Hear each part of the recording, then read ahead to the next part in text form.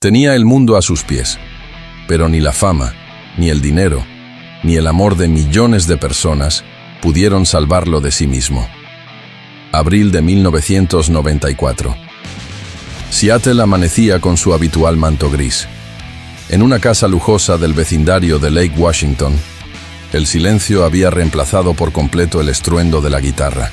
El hombre que le había gritado al sistema, que había desafiado a la fama y había cantado sobre el dolor con una honestidad brutal, había decidido apagar su voz para siempre.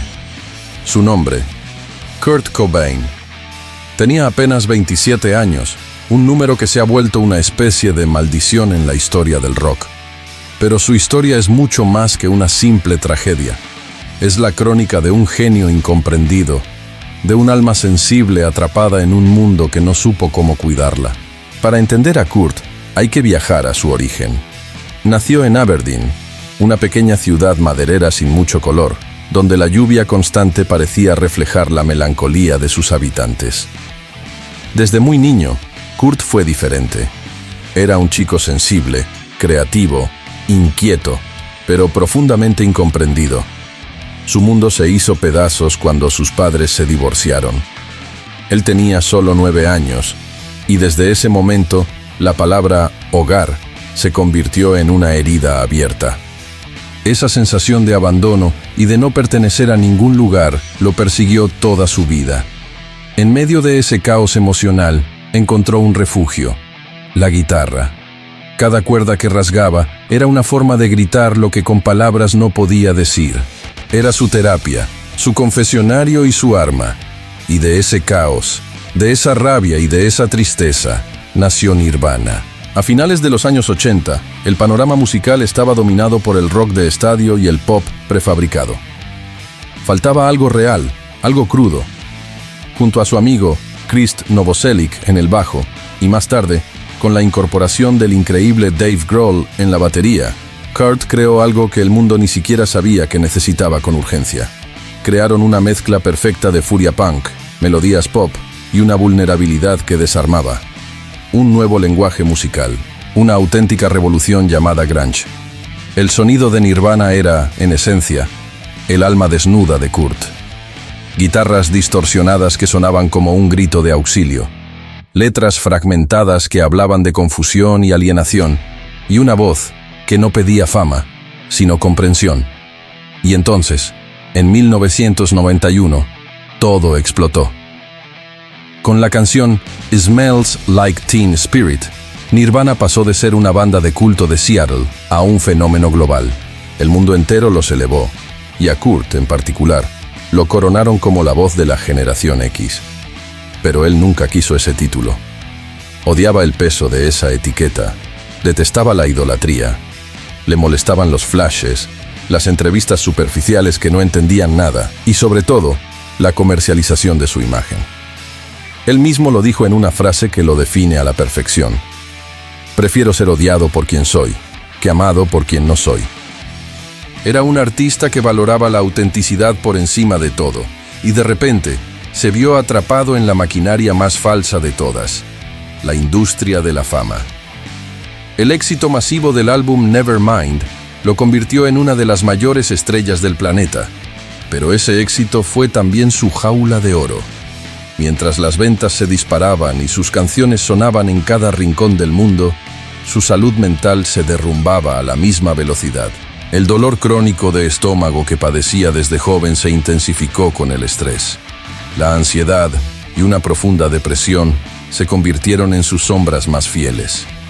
Y para calmar todo ese dolor, tanto físico como emocional, cayó en la adicción a la heroína, un laberinto del que ya no podría escapar. El ídolo de millones se sentía más solo y miserable que nunca. En medio de ese torbellino, encontró el amor en Courtney Love, la líder de la banda Hole. Su relación fue tan intensa y apasionada como caótica y destructiva. Eran dos almas rotas tratando de salvarse mutuamente, pero a menudo solo conseguían hundirse más juntos. La prensa sensacionalista se ensañó con ellos, pintándolos como la pareja más tóxica del rock, juzgando cada uno de sus movimientos con una lupa cruel. El nacimiento de su hija, Frances Bean Cobain, pareció traer un rayo de luz a su vida. Por un momento, muchos creyeron que la paternidad podría ser su ancla, su razón para luchar. Pero el abismo que llevaba dentro ya era demasiado profundo. Ya lo había reclamado. Las giras mundiales se volvieron una tortura insoportable para él.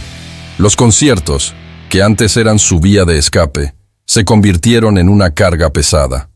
Kurt se aislaba cada vez más, escapaba de la realidad, se hundía en su propio universo de dolor.